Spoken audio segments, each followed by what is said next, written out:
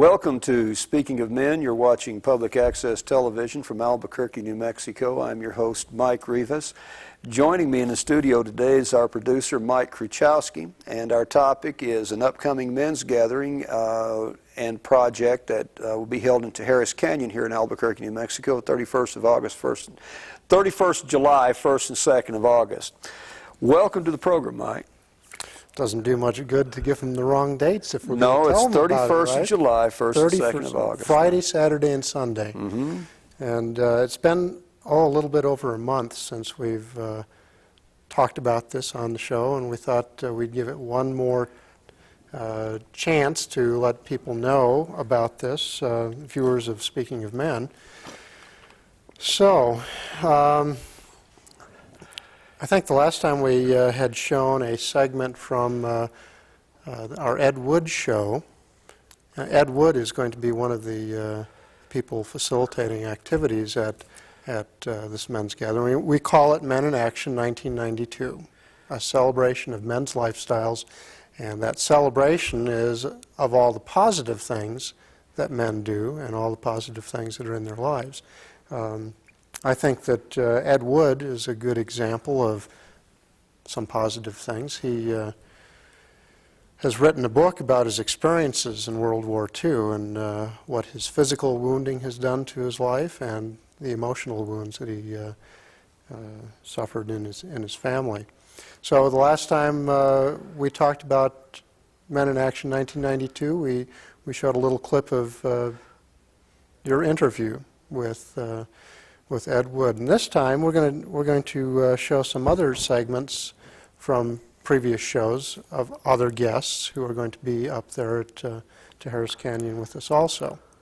Starting out Friday night is our keynote speaker in a dinner that we're going to have is Don Chavez of the U.S. Interstate Child Support Commission, who will be talking about.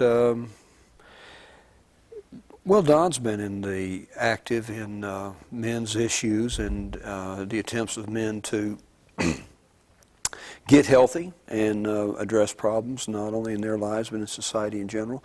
And he's just going to be looking at some directions he thinks that men can take, and hopefully what a positive future might develop out of the efforts that men are making today, and gives a little bit of an overall of, you and I say that we're coming out of the men's child custody specifically. Specifically, right. Yes, it's true that Don was the founding president of Dads Against Discrimination here in New Mexico. He was also past president of the National Congress for Men, which is now the National Congress for Men and Children, to emphasize that family connection. And most recently, he has been a member of the U.S. Interstate Child Support Commission. Specifically, what he will be talking about is the Commission's report, and by the time this show is seen by the viewers, that report will have been delivered to Congress. Now, how long it's going to take to make its way from Congress's hands to the American public is something that we can't tell, but Don will be talking about what the Commission's report recommends, and also he'll be highlighting his minority report, and it's a minority report because he was the lone divorced dad on the Commission. So we may have a chance to hear directly from Don Chavez what the Commission had recommended to Congress and what he thinks could be done to improve the situation on child support and custody. We have a little clip of that. Well, we have a clip of his interview on Speaking of Men, and that interview was back in on March 6th. And what he's going to talk about is the statistics that he discovered as he was working on the Commission. Well, I think they have that clip up and ready to run. Why don't we take a moment and show you what some of the things Don has to say. We hope you'll stay with us because we will be right back. What happens with parents who see their kids a lot and the ones that don't, who have an obligation of child support? And sure enough, parents who had, particularly fathers who had joint custody and had an obligation to pay child support, paid better than 70% of the time. The fathers who didn't have joint custody, where the mothers had sole custody, the delinquency rate was better than 50%. Well, I was real happy to see the 1990 census statistics come out, because this is U.S. Bureau of the U.S. Bureau of Census. This is a federal agency. I finally have the feds on my side, at least the numbers. And these are numbers that are taken by asking moms. Okay, they never ask the dads. So this is what moms are telling us. The numbers break down like this. Fathers who have a child support obligation that have joint custody and frequent contact with their kids, pay their child support to the full amount to the tune of 90.2%. That's impressive. Fathers who have visitation privileges paid, I think the numbers I gave you was 79.1%. Pay everything they're supposed to pay. The fathers who had neither custody nor visitation privileges, the ones that we call absent fathers, paid 44.5%. And I think those are remarkable figures. Inescapable conclusion, as far as I'm concerned, is that the more you connect fathers and their kids, or non-custodial mothers and their kids, that's the best way to collect child support around the country. Unfortunately, Don Chavez is probably one of the best speakers and guests that we had on the program. And he's our keynote speaker at Men in Action 1992 in Tijeras Canyon. Friday night. July At our dinner. 31st. Mm-hmm. I've had a chance to see what Don was going to submit in his minority report. I don't know that I'm at liberty at this point to mention all the things that he did say in his report, but I found it very gratifying that there was somebody who would represent the interests of fathers and their children in the report to Congress. There's a chance that the people who come out to that dinner that night and that speech will be hearing it for the very first time. There's no telling how long that report will take to get, as I said, from delivery to Congress to delivery to the public. One of the important things about Don's speech there, and people like himself, and part of what the gathering's about, and part of what the program here is about, is the fact that it's very hard to get factual information about emotionally charged topics like custody and child support, and to create an atmosphere where you can have a dialogue in those in which it's possible to look for solutions and remedies to the problem, as opposed to just being caught in blame on either side of it. And I'm looking forward to it. I really enjoyed it. I thought he was one of the most articulate people we had on the show. And the statistics that he mentioned were very interesting. One of the things that I think that men should be concerned about is the methodology that's used to gather information that is being fed to the public about, say, the prevalence of the so-called deadbeat dad. And what I found interesting is that even in the very worst projections, which come from very biased audiences or sources, I should say, only project that 1 out of every 2 divorced fathers is a deadbeat dad, doesn't pay full child support. What that tells me is that 1 out of every 2 dads is paying full child support, and many more of them are paying as much as they can afford to, or feel that they can afford to. So you're right that it's hard to get good information, and I think that Don has done a good job in trying to present some alternative views to what is a very difficult problem in our society today, and that is maintaining the connection between dads and their kids and maintaining that support that is absolutely vital to the children's welfare. You know, another guest we're going to be having is Chad Perry, and among others, among a number of presenters and facilitators. But Chad, I've had the opportunity to attend a few sweats with him, and he puts together some tremendous sweat lodges. We did one not too long ago that really touched me. It gave me a chance to get into my body. It amazed me that every man there, most of the prayers in that, all of the prayers in that were for healing. And I think that America is attempting a healing right now. I really do. I mean, I say it so much it's almost cliche. But I heard a lot of guys asking for personal, emotional healing, healing for family, healing for nation, and building a sweat and participating in one is certainly about as strong and affirming an action towards healing that a person can take. We have you had Chad come up and build a sweat lodge right outside your home up in on the east side of the mountain. That's true, we did. And I think we have a tape together from a Let's tell them a little bit about that tape. Okay. Chad first appeared on here on Channel 27 with us. It was back in October or November of 1990, and that was just a few months after we had first started bringing a men's forum to public access.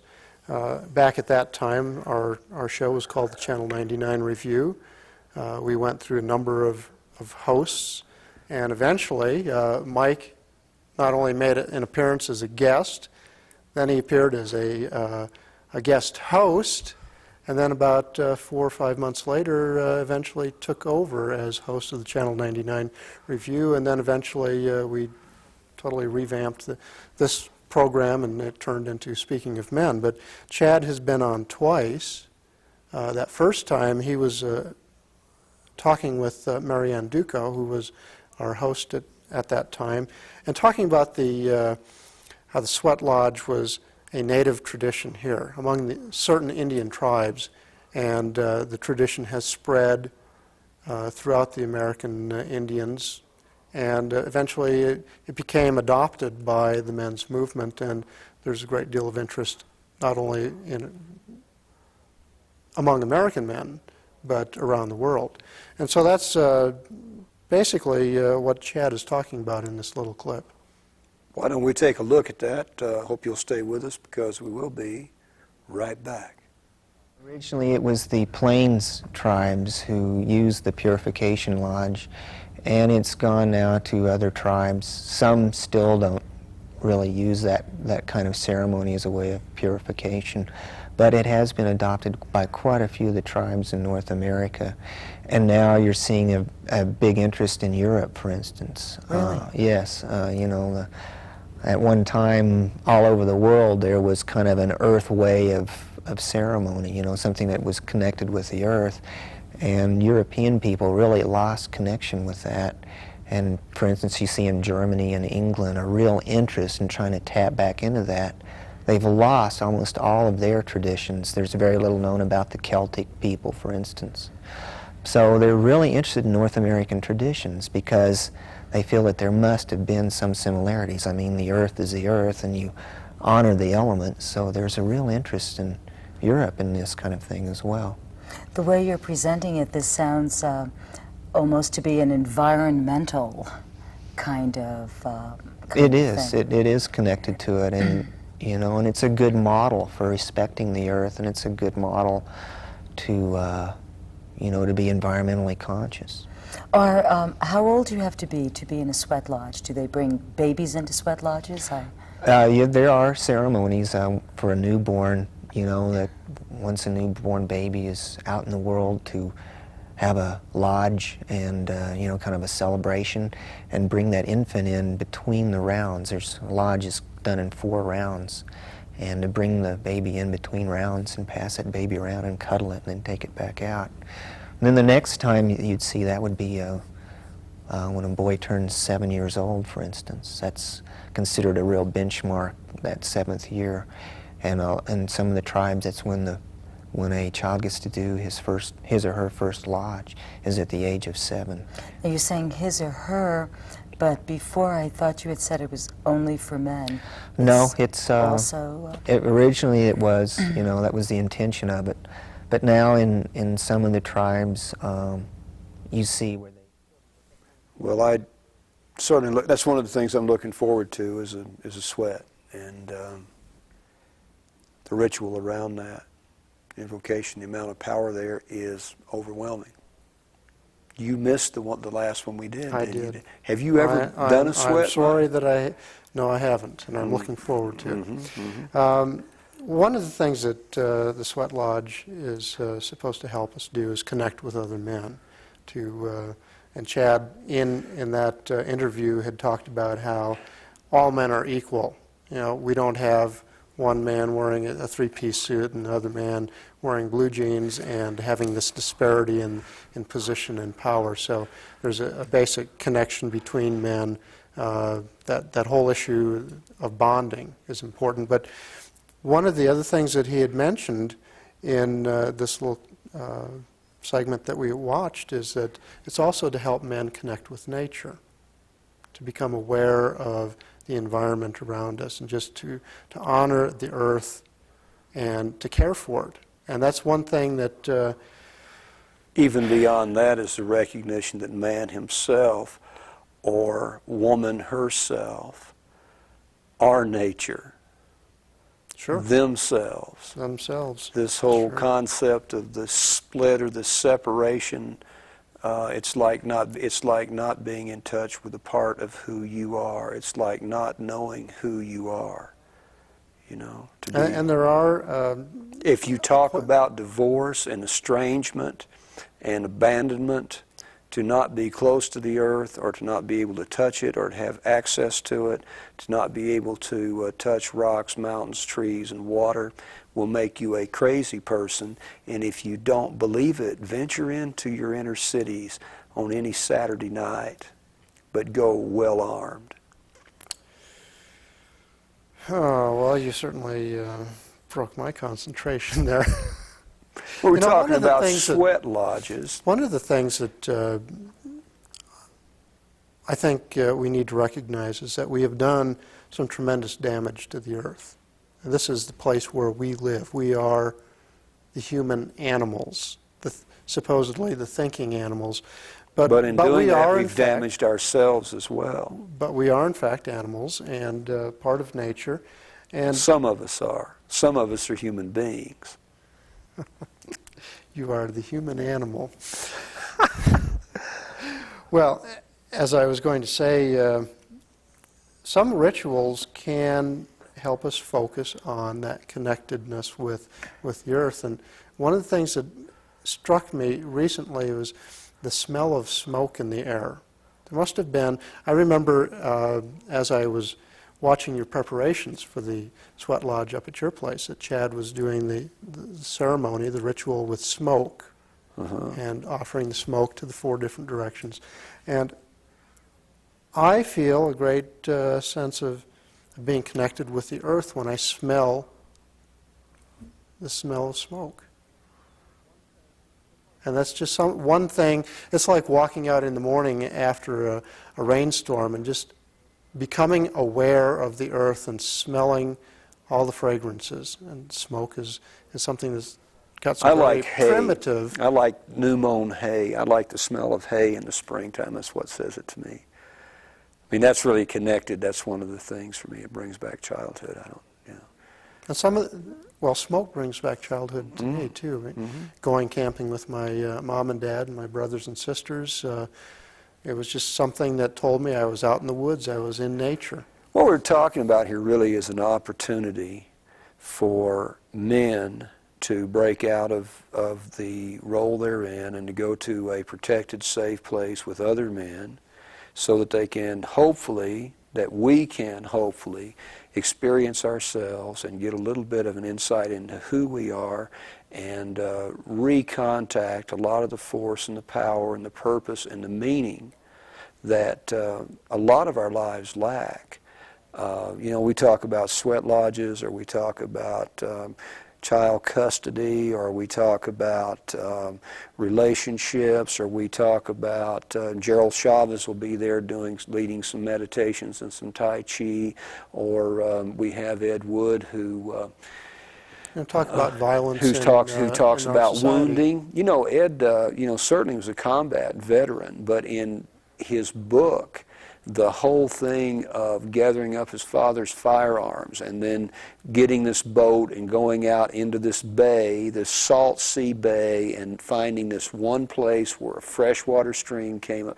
Those kinds of, finding that spring, and throwing those weapons into it, and his attempts at healing and his attempts at wholeness. And my belief is, sir, that either someone is capable of grasping what the men's movement is attempting to do, or they're not. Either they can hear us or they can't.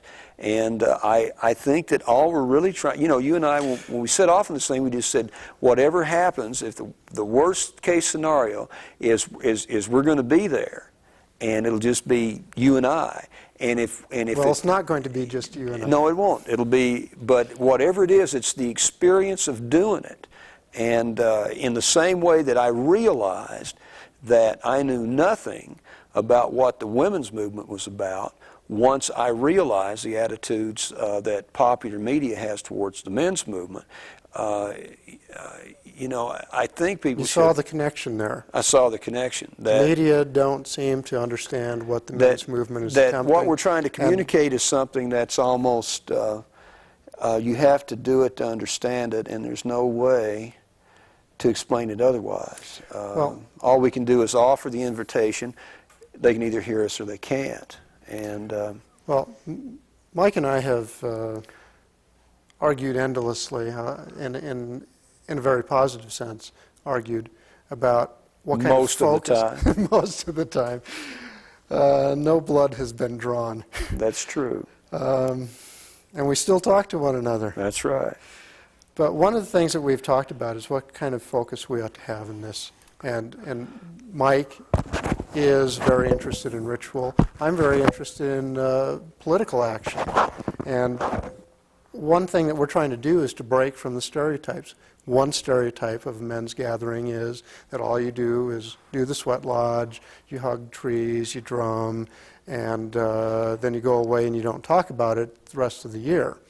But what we're trying to do is give men a mixture of a combination of both the ritual, which helps us focus on ourselves and the bond between men, and also on some things that look outward. Our three themes for the weekend are men as individuals, men as family, men as community members. And those family connections, we'll talk about those in some workshops that will be led by Ken Richardson from Sedona, Arizona. And we'll talk about community connections. What can we do in our communities to nurture our children, to clean up the environment, to build a better government, a more responsive government. So it's not just focusing on ritual and focusing inward. We're trying to show that men's gatherings can look outward as well and take those insights that we've gained about ourselves and apply them in everyday life, in our families, at work, in our communities. I concur. I concur. I knew you would. And another thing about this gathering is you talked about men can either hear us or not. We're going to make a conscious effort to be heard. That's one of the things that our Sunday afternoon celebration is about. You want to tell them about the celebration on Sunday afternoon? Oh, well, we have, if you're from northern New Mexico, you're probably aware of, and if you're from central or southern part of New Mexico, you may be fortunate enough to be aware of a real good couple named Bill and Bonnie Hearn, who play some tremendous country music. And we got the High Desert Dancers who are going to come up and do an exhibition and get people to get up and dance. And we're going to have a dance contest. And we're going to have a dance contest, and we're going to have some food, and it's going to be in the forest in the middle of about 75 acres, and we're just going to, families are welcome, you know. We'd love to have man, woman, and child. It's a celebration of family in the strictest sense. The idea that triangle, the man, woman, and child, is what this society is about. And it certainly is our. It's certainly.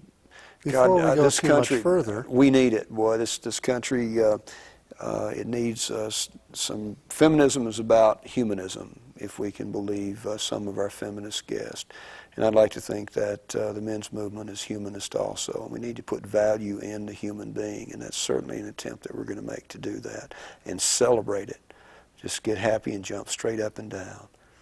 and before we go off the air, we should tell people how to get more information about this. We did send out information to people who have previously expressed interest in this, and we can still send info to anybody who would like it. The number that they ought to call is the information line for the Wildman Center. 764-0594. Okay. And you can find that number at the end of the show in the credits. It will appear at least one time. So if you want information, call, leave your name and a mailing address, and we'll get something out to you in the mail. That's true. Well, we're getting right down to the last 30 seconds. 30 seconds or so. And anything you'd like to say before we close up? Well, I just hope that men will take this opportunity to show solidarity and show some support for the men's movement. Come out and find out what it's like. If nothing else, come out for the keynote speech on Friday night and come out for the concert and dance festival on Sunday afternoon. You don't have to spend all day Saturday and Sunday with us. We'd like to thank you for being here. We hope you'll stay with us. Come back and see us another time. Bye-bye, guys.